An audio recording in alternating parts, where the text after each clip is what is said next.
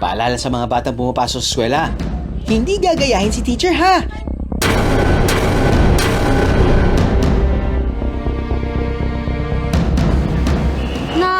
Angasan po, kaya po parang nagalingan po ako sa dedication ni ma'am.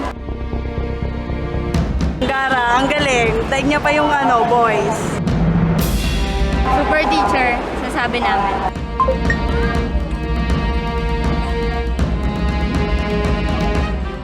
May hahabol yata ng ginto sa Olympics?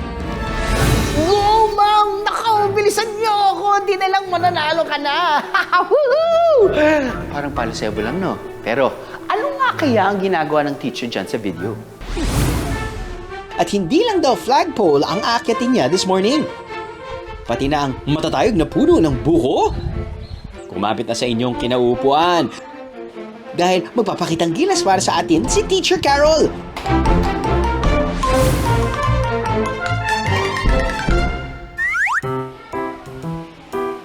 Ang dedikasyon ni Teacher Carol sa napiling propesyon, sintas ng kanilang flagpole. Kaya nga araw niya ito inakyat. Last Tuesday po kasi napigtas po yung lubid.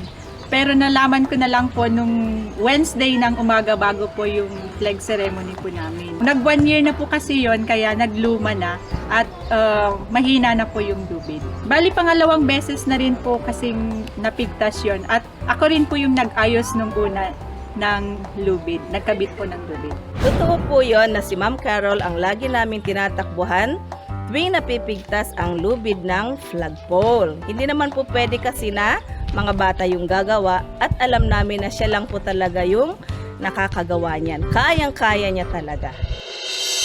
Pero guys, ang ginawa ni Ma'am Carol, lubhang mapanganib kung walang sapat na power and endurance ang katawan.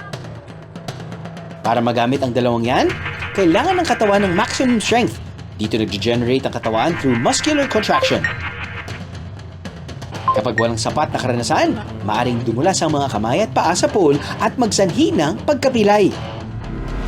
Quiz time muna tayo guys! Anong force ang nagagamit ni Teacher Carol sa tuwing umaakyat siya sa pole at para hindi bumagsak? A. Electrical force. B. Magnetic force. C. Frictional force. Ang sandalan ni Teacher Carol sa tuwing umaakyat ay ang friction.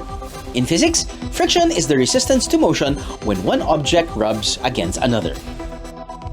Ha! Kaya naman pala eh. Pero ma'am, bakit po ang galing niyong umakyat? Ang galing daw ni teacher sa pag-akyat sa flagpole. Dito nagsimula at nahasa sa puno ng buko. Nung bata pa po kasi ako, mahilig na po akong mag-akyat-akyat sa mga punong kahoy. May sanga o kaya isanyog. Yun po yung ginagawa po kasi namin kapag pumupunta po kami sa bukid. Yun po yung ginagawa naming libangan ng mga kapatid ko at ng mga kaibigan ko. Minsan na rin daw siyang nahulog dito. Noong grade 6 po ako, namitas po ako ng buko. Nung pababas na sana ako, nakabitaw po yung yung daliri ko. Bali, isang daliri ko na lang po yung nakakapit.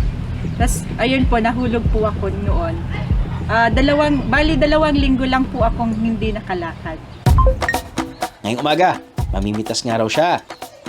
Pero kids, huwag gagayahin at lubhang mapanganib.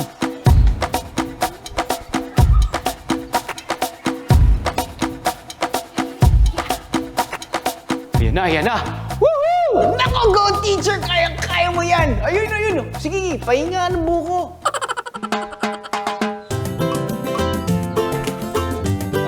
Sa loob ng ilang minuto, may merienda na tayo!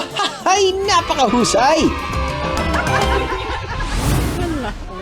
Wala man tayo sa Olympics, hindi man ginto ang katumbas ng ipinamalas niyang lakas. Naitaas mo pa rin ang bandera ng Pilipinas, ma'am. Literal. Saludo sa ating mga guro. Aha!